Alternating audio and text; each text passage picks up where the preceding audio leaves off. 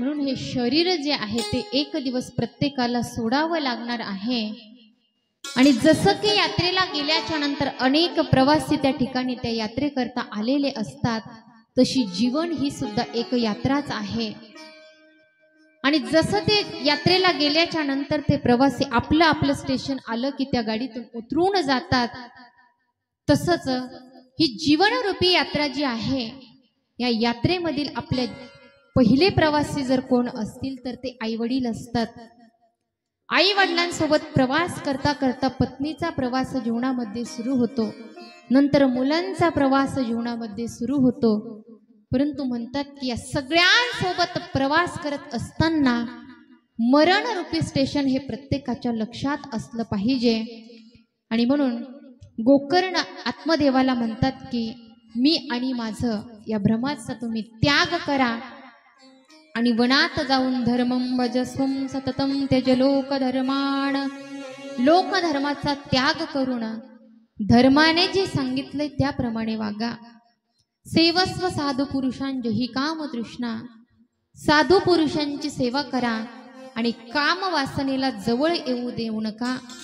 अन्यस्य दोष गुण चिंतन माशु मुक्त्वा, दुसऱ्यांचे गुणदोष पाहू नका आणि सेवा कथा रसमोह नितरां पिबत्वं, सतत त्या भगवंताच्या कथांचा आनंद लुटा। दिव्य असा उपदेश गोकर्णाने आत्मदेवाला केला आणि आता आत्मदेव वनामध्ये निघून गेला। आत्मदेव गेल्याच्या नंतर धुंदकारी आता आईला त्रास द्यायला लागला। आई सांग कुठं ठेवलंय धन, नाहीतर मी तुला जळत्या लाकडाने मारेन। त्या धुंदलीने विचार केला, याचा मार खाण्यापेक्षा आत्महत्या केलेली बरी, आणि एका विहिरीमध्ये त्या धुंदलीने आत्महत्या केली।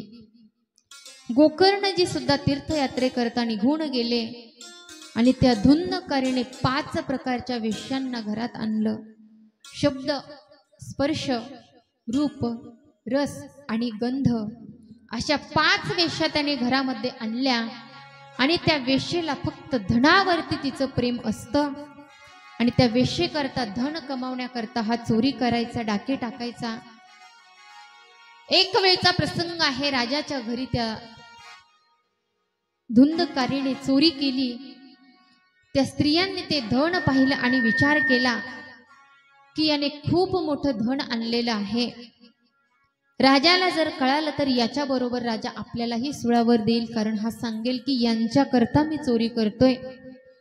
म्हणून त्या वेश्यांनी याला मारण्याचं ठरवलं। त्या 5ही वेश्यांनी रात्रीच याला घरामध्ये मारून टाकलं आणि ते प्रेत त्यांनी त्या घरामध्ये एक खड्डा खालून तिथे पुरून टाकलं। ते धन त्यांनी आपसात वाटून घेतलं आणि त्या 5ही वेश्या आपापल्या मार्गाने निघून गेल्या। गोकर्णजींना जेव्हा हे कळालं त्यावेळेस गोकर्णजींनी त्या धुंदकारीच्या नावाने गयेमध्ये श्राद्ध केलं आणि आता तीर्थयात्रा करून गोकर्णजी घरी परत आले। घरामध्ये झोपलेले असताना चित्र विचित्र आवाज त्यांच्या कानावरती पडायला लागले। कधी कुत्र्याचा आवाज येतोय, कधी सिंहाचा आवाज येतोय। गोकर्णजी घाबरले आणि गोकर्णजींनी विचारलं की तू कोण आहेस? ते प्रेत बोलण्याचा प्रयत्न करते परंतु त्याला बोलता येत नाही। गोकर्णजींनी कमंडलू मधलं थोडंसं पाणी त्याच्या अंगावरती शिंपडलं, त्यावेळेस ते बोलायला लागलं आणि ते सांगतंय की अहम भ्राता त्वदीयोऽस्मि धुंदकारिति नामत, स्वकीयेनैव दोषेण ब्रह्मत्वं नाशितं मया। ते म्हणतात की अहम भ्राता त्वदीयोऽस्मि, मी तुमचा भाऊ आहे धुंदकारी। एवढं पाप मी केलं की माझं ब्रह्मत्व मी नष्ट केलं आणि म्हणून आता मी प्रेत योनी भोगीत आहे। अहो बंधू कृपा सिंधू, तुम्ही कृपेचे सागर आहात, कृपा करून या प्रेत योनीतून माझी मुक्ती करा। त्यावेळेस गोकर्णजींनी सांगितलं की मला हे कळाल्याच्या नंतर मी तुझ्या नावाने गयेमध्ये श्राद्ध केलं होतं, तरी सुद्धा तुझा उद्धार का झाला नाही? त्यावेळेस त्याने सांगितलं की गयाशादशतेनापि मुक्तिर्मेन भविष्यति उपायम परं कंचित्वं विचारय सांप्रतम. ते म्हणते की गयाशात शतेरनापी, गयेमध्ये असं एक नाही, हजारो जरी श्राद्ध तुम्ही माझ्या नावाने घातले ना तरी सुद्धा माझा उद्धार होऊ शकत नाही, कारण मी एक नंबरचा पापी आहे. गोकर्णजी म्हणतात की तू तुझ्या स्थानावरती निश्चिंत होऊन राहा, नक्कीच मी तुझ्या मुक्ती करता काहीतरी उपाय शोधून काढेल. आणि आता गोकर्णजी तीर्थयात्रा करून आले म्हटल्याच्या नंतर अनेक विद्वान लोक गोकर्णजींना भेटण्याकरता त्या ठिकाणी येत आहेत. रात्री घडलेला प्रकार गोकर्णजींनी सांगितला. त्यावेळेस सगळेजण त्या प्रेताच्या मुक्तीकरता उपाय शोधत होते, परंतु कुणालाच काहीच उपाय सापडत नाही. त्यावेळेस गोकर्णजींनी सूर्याला अर्घ्यदान देत असताना सूर्याची प्रार्थना केली. तुभ्यं नमो जगत साक्षीं ब्रूहि मे मुक्ती हेतुकं. गोकर्णजी म्हणतात की हे भगवंता, तुम्ही तर सर्व जगताचे साक्षी आहात आणि म्हणून तुम्हाला मी नमस्कार करतोय आणि त्या धुंदकारीच्या उद्धाराकरता काहीतरी उपाय मला सांगा. तेव्हा त्यांनी सांगितलं की श्रीमद्भागवतान मुक्ती सप्ताहं वाचनम कुरु. सूर्य भगवंताने सांगितलं की त्या धुंदकारीच्या उद्धाराकरता श्रीमद भागवताचं सप्ताह पारायण तुम्ही करा. आणि त्या ठिकाणी आता गोकर्णजींनी सुंदर अशी ही श्रीमद भागवताची कथा करण्याचं ठरवलं. अनेक श्रोते त्या ठिकाणी आहेत आणि गोकर्णजींनी ही श्रीमद भागवताची कथा सांगायला सुरुवात केली. आता ते प्रेत सुद्धा त्या ठिकाणी कथा श्रवण करण्याकरता आलं आणि एक 7 गाठी असणारा बांबू त्या ठिकाणी बांधलेला होता. त्याने त्या बांबू मध्ये प्रवेश केला. पहिल्या दिवसाची कथा झाली की पहिलं कांड फुटलं, दुसऱ्या दिवसाची कथा झाली की दुसरं कांड फुटलं. असं करत करत 7 दिवस 7 कांडे फुटले आणि 7व्या दिवशीचं कांड फुटल्याच्या नंतर एक दिव्य पुरुष त्यातून बाहेर आला. दिव्य रूप धरो जातस तुलसी दाम मंडिता पितवासा घनश्यामो मुकुटी कुंडलान्वित. त्याचं शरीर हे मेघाप्रमाणे श्यामवर्णाचं आहे. गळ्यामध्ये वैजयंती माला आहे. पितांबर त्याने परिधान केलेला आहे आणि कानामध्ये सुंदर असे कुंडल आहेत. आणि त्याने येऊन गोकर्णजींना आता नमस्कार केला आणि ते म्हणायला लागला की धन्या भागवती वार्ता प्रेत पीडा विनाशनी सप्ताहोऽपि तथा धन्यं कृष्णलोकफलप्रदः.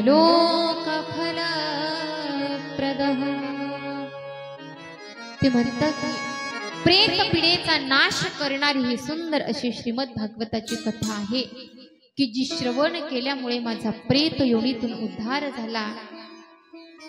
आणि आता त्या ठिकाणी त्याला नेण्याकरता वैकुंठातून भगवंताच्या पार्षदासह एक दिव्य विमान आलं.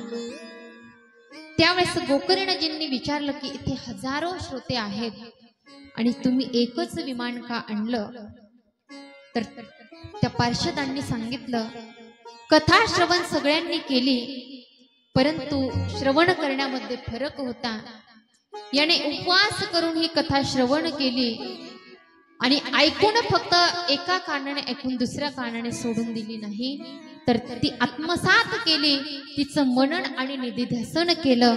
आणि म्हणून त्या धुंदकारीला नेण्याकरता दिव्य असं विमान आलं. उद्धार त्या धुंदकारीचा या श्रीमद भागवताच्या कथेने झाला. आणि मग परत गोकर्णजींनी त्या ठिकाणी कथा करण्याचं ठरवलं. आणि ज्या वेळेस दुसऱ्यांदा कथा केली त्यावेळेस जेवढे श्रोते तेवढे विमान त्या ठिकाणी प्रगट झाले। आणि आता जसं की पूर्वी प्रभू रामचंद्रासोबत सगळे अयोध्यावासी साकेत धामाला गेले होते, तसेच आज ते सगळे त्या ठिकाणी योग्यांना दुर्लभ असणाऱ्या गोलोक धामाला भगवंत त्यांना घेऊन गेले।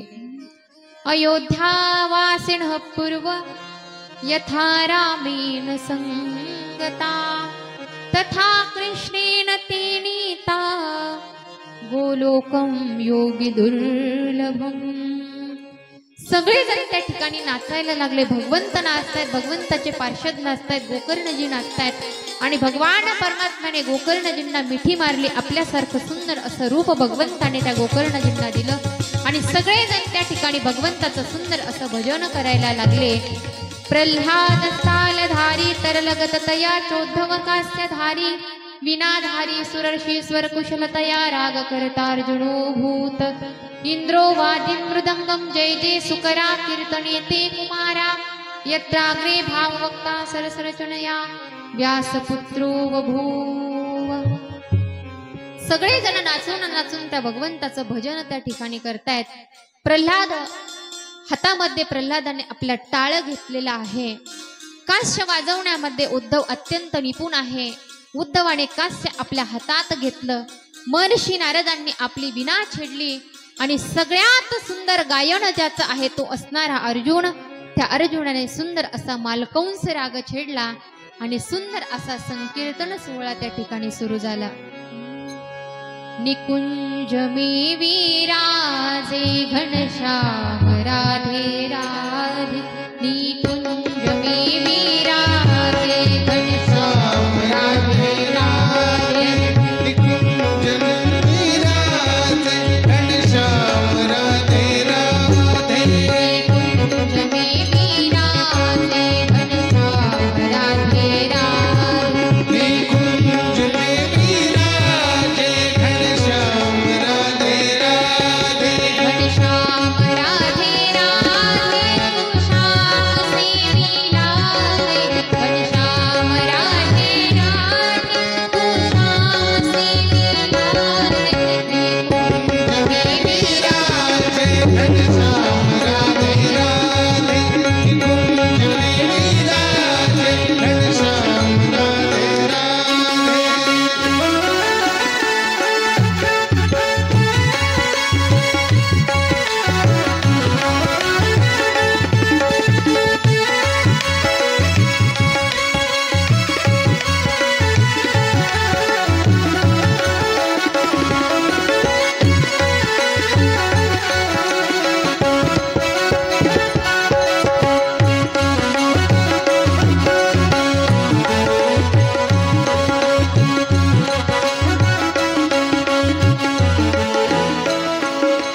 घनश्याम राधे राधे श्याम राधे राधे घनश्याम राधे राधे श्याम राधे राधे घनश्याम राधे राधे श्याम राधे राधे घनश्याम राधे राधे श्याम राधे राधे घनश्याम राधे राधे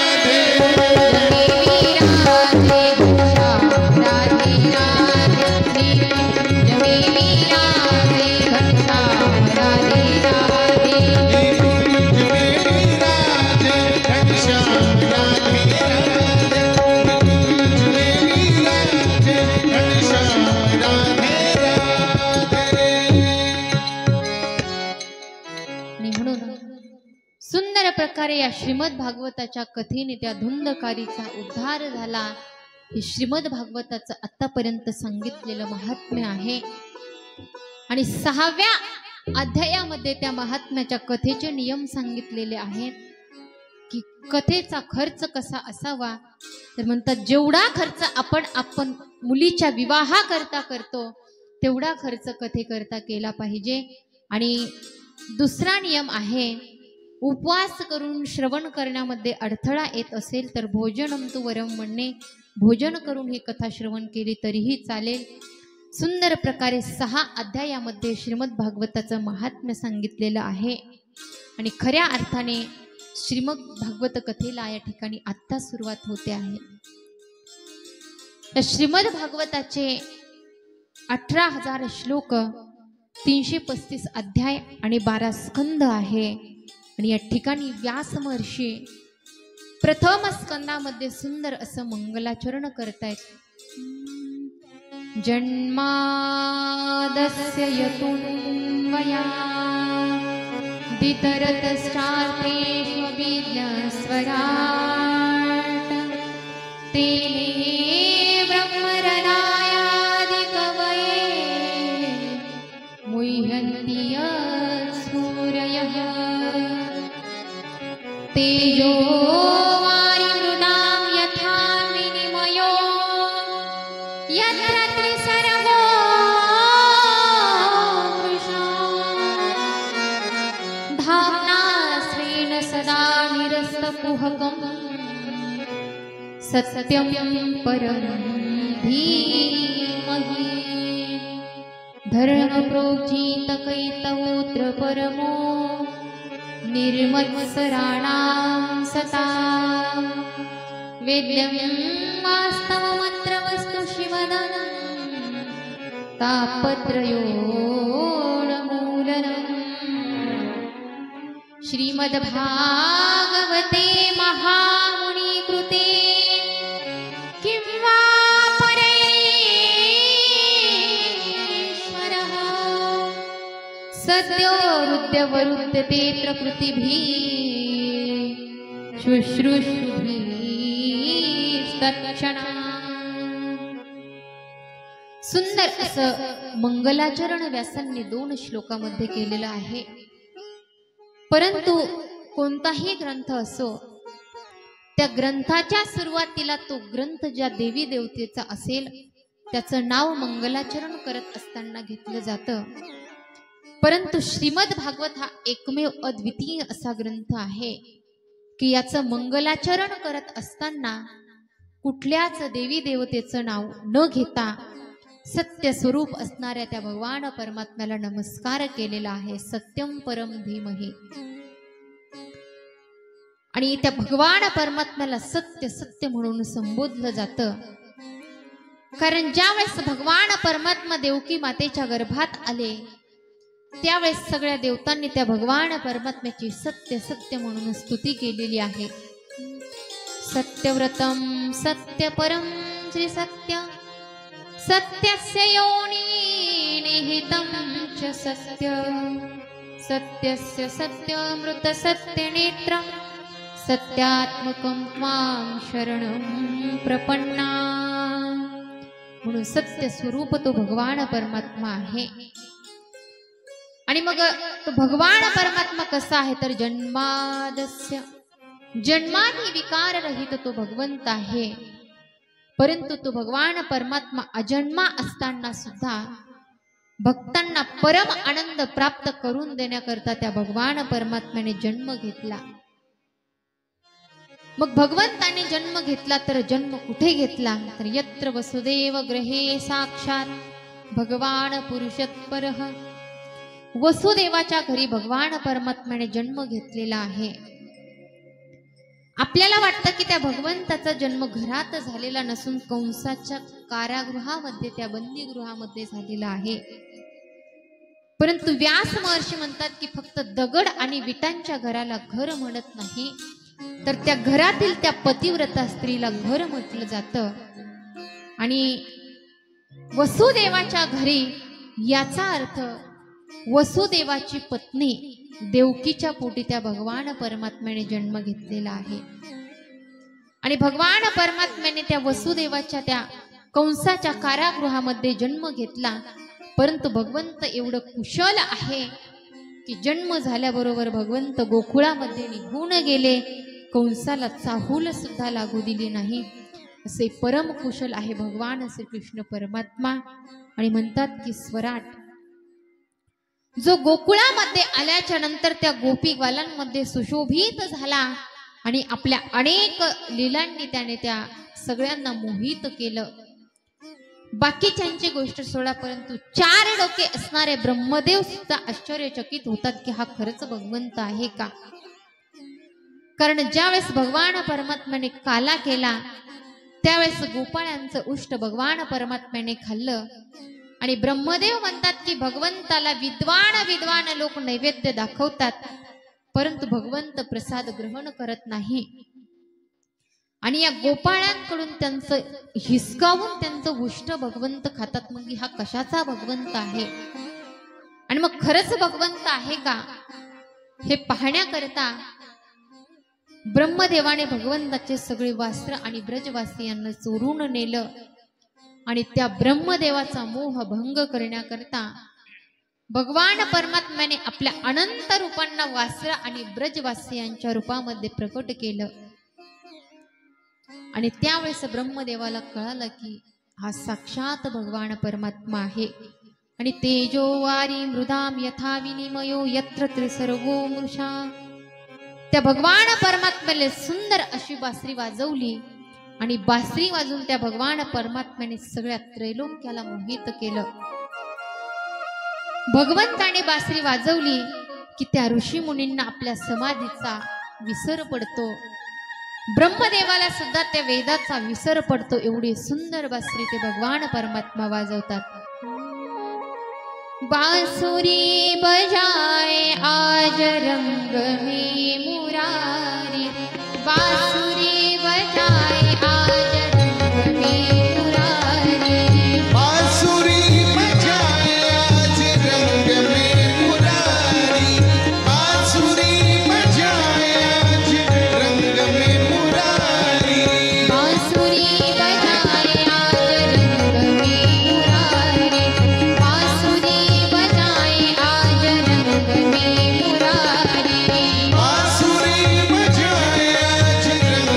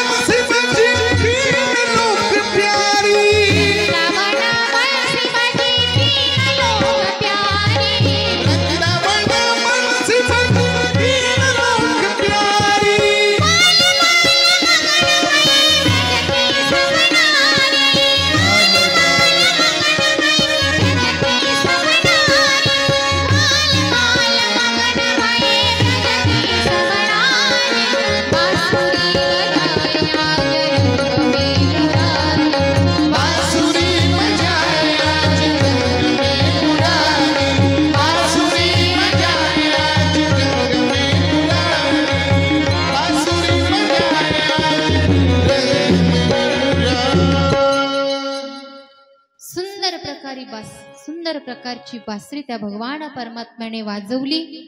त्या भगवंताची बासरी ऐकली आणि त्या यमुनेची जी जलधारा आहे ती अवरुद्ध झाली। गोवर्धनातील जे मोठमोठी पाषाण आहे ते द्रवित झाले। अशी सुंदर बासरी त्या भगवान परमात्म्याने वाजवली आणि तेजोवारी मृदाम यथा विनिमयो यत्र त्रिसर्गो मृषा। म्हणतात की भगवंताचे 3 धाम आहेत, वृंदावन, मथुरा आणि द्वारका। तर व्यास महर्षी म्हणतात की जो प्राणी या धामांचा आश्रय घेईल त्याची भगवंत या जन्म मरणातील बंधनापासून सुटका केल्याशिवाय राहणार नाही। म्हणून धामना स्वेन सदा निरस्त कुहकम सत्यम परम धीमहि। अशा सत्य स्वरूप असणाऱ्या भगवान परमात्म्याला आमचा वारंवार नमस्कार आहे। दुसऱ्या श्लोकामध्ये भागवताचा विषय काय आहे, भागवत ऐकण्याचा अधिकारी कोण आहे आणि ते भागवत ऐकल्याच्या नंतर फायदा काय होतो हे सांगितलेलं आहे। तर मग भागवत ऐकण्याचा अधिकारी कोण आहे? निर्मत्सराणां सता। निर्मत्सर व्यक्ती भागवत ऐकण्याचा अधिकारी आहे। आणि तिसऱ्या श्लोकामध्ये त्या भागवताचं स्वरूप सांगितलेलं आहे। निगमकल्पतरोर्गलितं फलं शुकमुखादमृतद्रव संयुतं पिबत भागवतं रसमालयं मुहुरहो रसिका भुवि भावुका।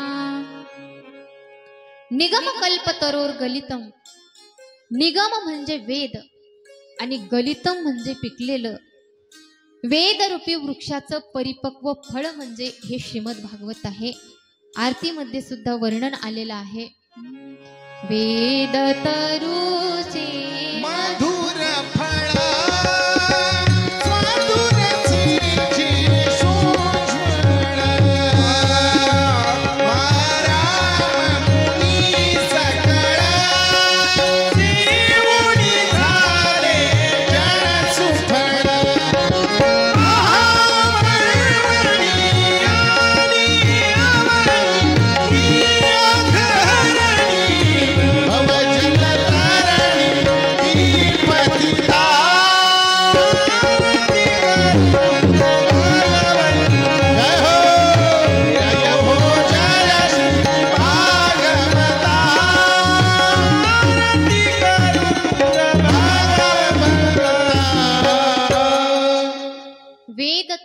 मधुर फळ, वेदरूपी वृक्षाचं परिपक्व फळ म्हणजे हे श्रीमद भागवत आहे।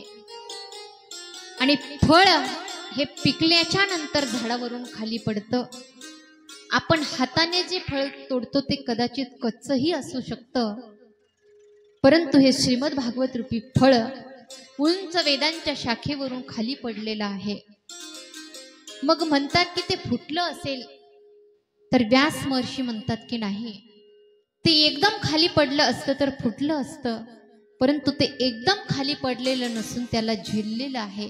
शिष्य प्रशिष्य शाखा पल्लव परंपराया सनै सनै अखंड वेवावतीर्णं न तु उच्चपातेन स्फुटितम्।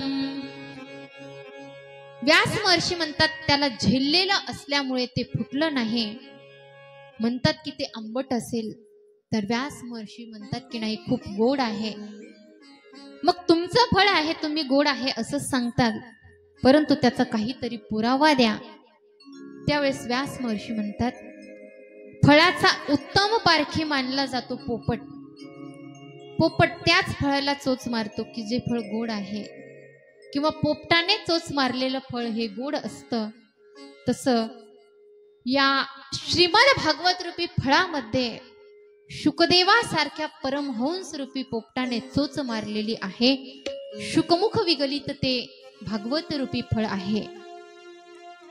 मग म्हणतात की फळामध्ये रस असतो। भागवत जर फळ आहे तर त्याच्यामध्ये रस कोणता आहे, तर म्हणतात अमृतद्रव संयुतम। अमृत रूपी रस, परमात्मा रूपी रस त्या श्रीमद भागवतामध्ये आहे। आणि म्हणून व्यास महर्षी म्हणतात की पिबत भागवतम, ह्या भागवताला तुम्ही प्या। मग परत त्या व्यासांना प्रश्न विचारला की फळ कुठे खातात का? फळ चोखल्या जातं, खाल्ल्या जातं, फळ पिल्या जात नाही।